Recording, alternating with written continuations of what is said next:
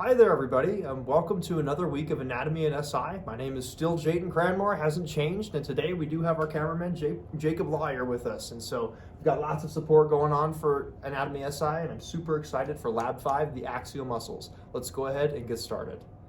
All right, so let's dive in. Lab 5, Section 1. So for the first structure that we need to remember, that's the epicranius. And the epicranius is pretty easy to find on most models. I'm gonna just strong arm this guy over here real quick. And so, epicranius is going to consist of this whole muscle and connective sheet flap that's kind of on the top of our head, okay? And there's a couple different pieces of it that we want to remember. The first one is the occipitofrontalis. The occipitofrontalis is one muscle with two bellies. It's got the frontal belly and the occipital belly back here. The occipitofrontalis. And there's a flat piece of connective tissue that connects those together. And that is called the epicranial aponeurosis. So we've got the frontal belly of the occipitofrontalis, the occipital belly of the occipitofrontalis, and the epicranial aponeurosis of the occipitofrontalis. Another way to help kind of visualize that is back here. If we look and see the occipitofrontalis visualized as a word, right? We're separating that with this red line, visualizing the epicranial aponeurosis. That aponeurosis happens and exists in between the two muscle bellies, but remember, it is just one muscle with two muscle bellies. Okay, let's go ahead and keep going into the muscles of the face and neck. So, for the first one that we want to remember, this one's pretty easy to find and lots of people like it. So, orbicularis oculi. That's going to be this round muscle that exists around the eye. Let me use my pen instead of my fat fingers. All right, there we go. Look at that, round muscle around the eye. That's the orbicularis oculi, and it helps us kind of change the shape of the muscles and face around of our eye, right? Next, we've got the zygomaticus. The zygomaticus is also pretty easy to find. If we remember the zygomatic bone with the zygomatic process, that's up right here, our cheekbone, right? If we look at the zygomaticus, it maps on just like that, right? We're going from the corner of our mouth up and onto that zygomatic process. And this is the muscle, the zygomaticus, that helps us smile, right? Helps us pull back the corners of our mouth up to form that smile. All right, next we've got the risorius, right? The risorius muscle is super fun because every time you make the riz sound, you're pulling the corners of your mouth to the side using that risorius. And so if we look on this model, I think I'm gonna use this model instead. If we go back here, the risorius muscle is gonna be this. It's gonna be this guy right there, right? And it's just pulling the corner of our mouth out, right? Again, if you just think riz and go riz, you're pulling the corners of your mouth out with that risorius muscle. Okay. Next, we've got the levator labii superioris, and the levator labii superioris is going to be above the lip and elevate the lip. So if we look on here, it's that muscle right there. That's the levator labii superioris. Levator means elevate, labii means lip, right? So levator labii, elevate the lip. And if we think superioris, we're just thinking superior above the mouth, right? And if we have a superioris, think about where the next muscle might be, the inferioris, right? That one's gonna be lower and below. We'll get to that one though. Next, we've got the depressor anguli oris. So, the depressor anguli oris is going to pull the corners of our mouth down, right? So if we've got depressor anguli oris, is gonna be right here, right?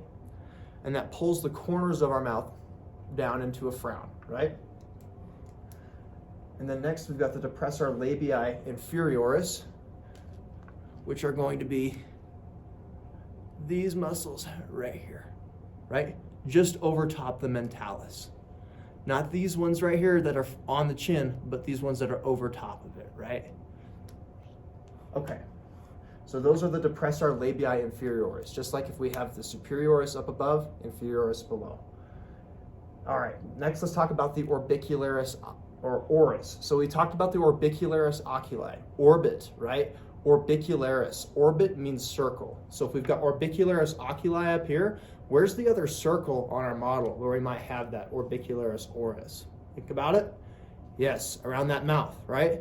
There's the orbicularis oris. That's just around the mouth, and it's a giant sphincter that helps us right? Open and close our mouth just using our lips. And so very important muscle for that reason. All right, let's keep going.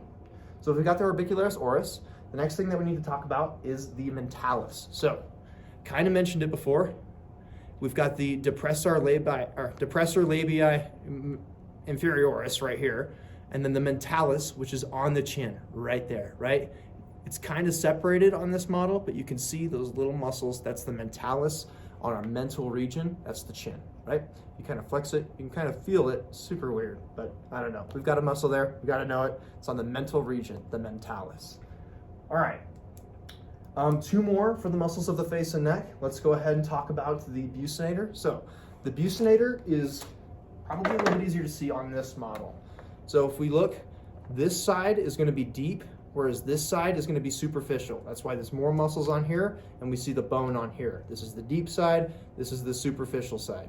And so if we look on the deep side, we see this deep muscle that runs kind of perpendicular to the rest of the muscles that we see on our head, right? Most of them are running superior and inferiorly. This one is going to be running anteriorly and posteriorly, right? Look at that fiber orientation. And so what that does is when we're chewing, right, we don't want food to kind of swell up into our cheeks. And so we have a muscle, right, that buccinator, that helps push the food back up inside of our teeth and kind of keep things from, bagging out into our cheeks. We don't want that. We want things to stay in between our teeth and be processed. That way they can be swallowed. So that's what the buccinator does, right? Next, we've got the platysma. The platysma, it can't be found on these models, right? Best way to visualize it is if we had a flat muscle that was just over top all of these muscles, right? And it's just this really flat, like there's not much to it, not many structures to know, except for it's flat and it attaches on this top border and attaches down in here, covering all these muscles. If you've watched Emperor's New Groove, you'll remember Yzma on there, right? That old gray lady. And every time she gets upset, she goes like that, and her platysma gets really taut, right? And anytime you're flexing your neck, that platysma is nice and tight on your neck. And that's the first muscle you feel before you actually feel your lower or more deep muscles of the neck. But anyway, let's go ahead. That's section 1 of Lab 5. Let's dive into section 2. Alrighty, so for our first muscle of section 2, we've got the masseter. The masseter is super important. So if we take a look at it on here, the masseter is going to be the main muscle of mastication. It's this guy right here, right? And the masseter is going to attach up onto the top of the zygomatic arch, right? Or the bottom of the zygomatic arch, and extend all the way down to the ramus of the mandible, right? And so that's how the masseter is going to provide that large force, that chomping bite motion, right? Is it pulls on the bottom of the mandible and it pulls on the bottom of that zygomatic arch to kind of pull the jaw up and together. Now, if we've got the masseter right here, which is the main muscle of mastication, we're going to flip this model over here. And now on the temporal region, we've got the temporalis. Think back to where the temporal bone is, right? It's just over in this area. That temporalis is going to sit right on top of that temporal bone. Another good model for this is over here. We can see that the temporalis actually does insert and connect onto the coronoid process of the mandible. And so that's where the temporalis is actually helping and doing the same motion as the masseter and pulling up on the mandible to pull the jaw shut. Next, we've got the medial pterygoids and lateral pterygoid. Again, we're going to switch models. There's a lot of switching today. The muscles are pretty intense. But anyway, if we look up inside of this model, they're kind of hard to see. But that medial pterygoid is going to be inferior. So it's this muscle right here. That's the medial pterygoid muscle.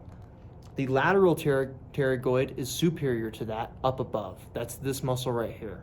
So you've got the medial pterygoid, which is below, and the lateral pterygoid, which is above. All right, so now that we've got those, let's go ahead and talk about the different muscles of the tongue, right? And there's lots of them, kind of interesting. But let's go ahead and pull out this model right here, kind of a cross-section of our head, right? We've taken a cut down the mid-sagittal line, and we can see that we've got all of these different muscles of the tongue. And there's 3 of them that we want to look off of this model for. The first one is the genioglossus. The genioglossus, genio means chin. Genio, chin. So genioglossus is going to run from the chin all the way back to glossus. Gloss means tongue.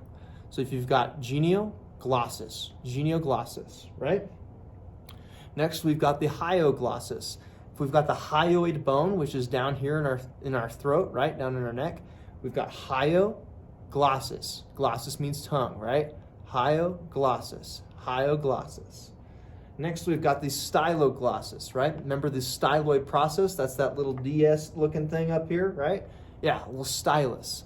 If we look back up into our head, we've got the styloid process in there, and this muscle is going to run from the styloid process down onto our tongue.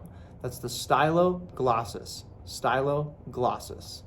All right, that's section 2. Let's go ahead and take a look at section 3. All right, so we've got section 3 right here. So section 3 is going to be the muscles of the anterior neck, and the first one that we want to see is the digastric. So digastric muscle is going to be this muscle right here. It's going to loop under this trochlear ligament, and then this lower muscle belly right there is going to extend back into our head, right? So we see 2 muscle bellies. That's going to be this lower one right here, and then that muscle belly right there. And it loops through this little ligament right there. All right, that's the digastric muscle. Next, we've got the stylohyoid. So if we've got the second belly of the digastric muscle, which is posterior, the muscle that's on top of that is the stylohyoid. Can you see that okay? Got the stylohyoid, which is just above the second belly of the digastric muscle. Okay. After the stylohyoid, we've got the mylohyoid.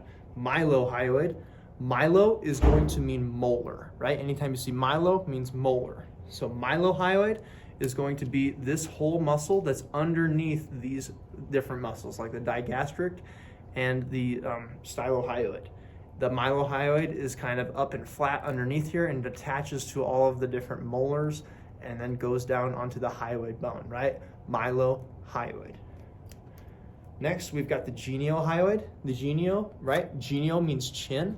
So if we've got geniohyoid, that's going to be this lower muscle right here, going from the chin, geniohyoid. And that's deeper, right? This is more superficial. This side is deeper. We've got geniohyoid. All right, so that's the suprahyoid muscles. Let's go ahead and talk about the infrahyoid muscles. And I didn't quite elaborate on that, but we should talk through it, right? If we've got infrahyoid versus suprahyoid, infra, right? Inferior. Supra, superior, right? Here's the hyoid bone. Suprahyoid, infrahyoid. All right, now let's go ahead and talk about those infrahyoid muscles. That's all of the muscles that are below the hyoid bone. The first one is the sternohyoid. So the sternohyoid, if we look, one side of this model is deeper and the other one is more superficial. If we're looking at the more superficial side, we see the sternohyoid muscle. Sternohyoid. That's this muscle right here, sternohyoid. Next, we've got the sternothyroid. So now if we've got sternohyoid right here, we go over to the deeper side. This is going to be the sternothyroid muscle, right? Sternothyroid muscle. After the sternothyroid, we've got the thyrohyoid muscle. Thyrohyoid. And lastly, we've got the omohyoid, which is going to kind of wrap up underneath everything. So on here. There it is. Oh my gosh, thank you so much, Jacob. So we've got the omohyoid, right? Omo is going to attach down here on the shoulder, right? So we can kind of see this muscle down here. Omo going underneath the sternocleidomastoid. Omohyoid, right? We've got omohyoid. Awesome. Okay, so that's all of section 3 muscles. Let's go ahead and take a look at section 4. All right, so we've got just a few more muscles of the anterior neck, and this is more anterolateral. And so let's go ahead and just kind of cover those and finish up the anterolateral muscles of the neck. So the first ones that I want you to know are scalenes. Scalenes, 1, 2, 3. That's right, there's 3 of them. 1, 2, 3. Those are your 3 scalene muscles. And if we look on the other side, right? We've got the 3 scalenes over here, only now they're uncovered. We've taken off that larger sternocleidomastoid, right? And so here's the 3 scalenes, a little bit easier to see. The next one that we want you to know is the sternocleidomastoid. Sternocleidomastoid is this large muscle that helps us kind of turn our whole head, right? Biggest thing about the sternocleidomastoid is that it is named so well. It's named for its 3 attachment points, right? Sterno, sternum, cleido, clavicle, mastoid, right? Mastoid process up here. You've got the sternocleidomastoid. Kind of cool, right? The sternocleidomastoid also happens to be my favorite muscle. So we've got the scalenes right here with the sternocleidomastoid going over top of it. All right, now that we've got the anterolateral neck muscles down, let's go ahead and dive into section 4. This is going to be the intrinsic muscles the intrinsic muscles of the back. So the first one that we want to look at, intrinsic muscles of the back, is going to be the splenius. The splenius runs kind of obliquely or diagonally over top some other back muscles closer to the head up here, right? So it's superficial and it's up here superior to most of the rest of our back muscles. That's the splenius. The semispinalis is just underneath of it, just above it, right? Just superior to the splenius. Here's the semispinalis. The semispinalis is going to run in the same direction as the spine, whereas the splenius is going to run diagonally. So here's the splenius and the semispinalis.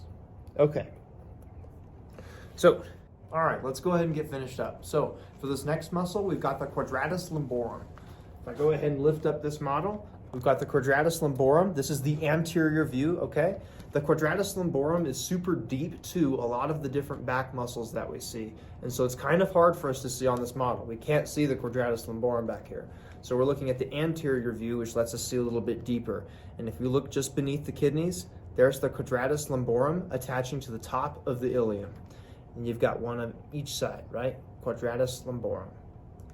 It's a little bit easier to see the quadratus lumborum over on this model just because there's no other muscles covering it. So here's the quadratus lumborum attaching to the top of the ilium, right? Quadratus lumborum deep down inside right there. Okay, so that's the quadratus lumborum. Let's move on to the erector spinae. The erector spinae are actually 3 groups of muscles that we're going to talk about, right? But you only have to know the names of the groups. Makes it super easy. So for the first one, let's go ahead and talk about the iliocostalis. Here's the iliocostalis. Ilio, right, because it's attaching to the ilium. Costalis, because it's attaching to the rib. We've got iliocostalis group of muscles right here. Right next to it is the longissimus group of muscles, and it runs long, right, running down into the sacral area. And then we've also got the spinalis, which is going to be closest to the spine over here, right? Spinalis spine. The spinalis is closest to the spine. We've got iliocostalis, longissimus, and spinalis. If you need help remembering that, just remember I love spaghetti, right? Iliocostalis, longissimus, spinalis, I love spaghetti. Closest to the spine because you finish your spaghetti after you're finished at the spine. All right, awesome. Let's go ahead and talk about the deep muscles of the thorax. So with the deep muscles of the thorax, first we've got the external intercostalis. So for the external intercostal, external intercostals, because there's multiple of them, right? And so we've got external intercostals, and that's going to be, right, let me make sure I'm putting this to you right. So we've got those right here running in between the ribs. And if you look at the word intercostals, right, if we think of inter, meaning like between. So if we think of international, that's between nations, right? That's Jacob's good analogy for today. And so we've got the international intercostalis. That muscle is going to be in between our ribs, right? Costals meaning rib, between the ribs. Next, we've got the internal intercostals. So if we've got the external ones right here, the internal intercostals are going to be just deeper. They're actually above, and they run in a different fiber orientation between the ribs. We've got the external, which are going to run, got the external, which run this way, and then the internal, which run this way, right? If we think about like my pockets right here in my jacket, right?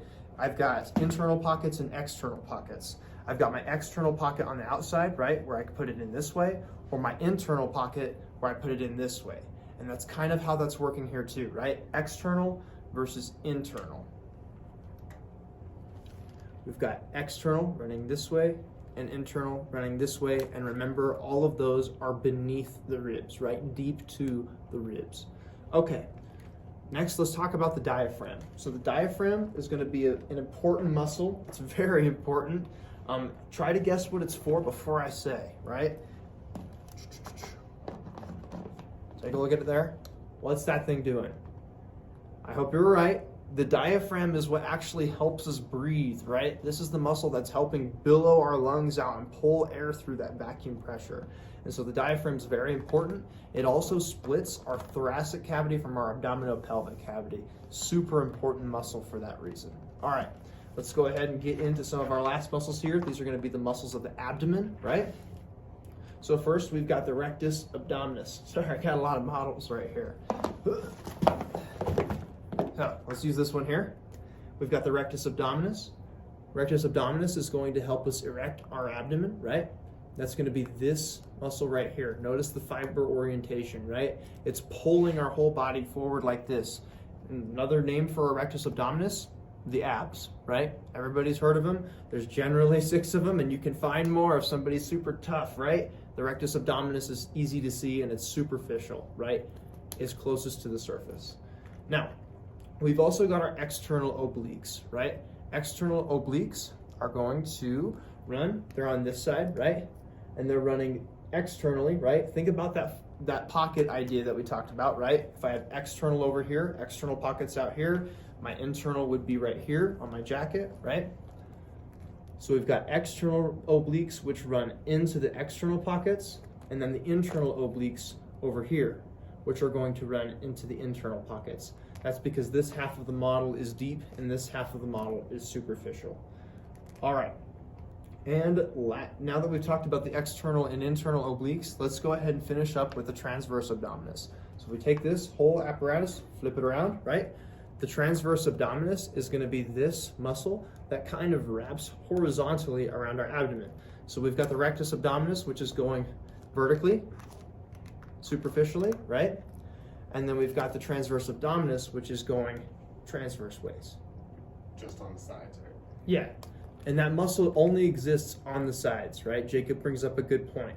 That muscle is only over here and over here. In the center, this white area is an aponeurosis, kind of like our head, right? How we have the frontalis right here and the occipital belly back here with the aponeurosis in the middle. We've got 2 bellies to the transverse abdominis with an aponeurosis in the center. All right, that's all of Laboratory 5. So I wish you good luck on your quiz this week, and I'll see you around for the next one.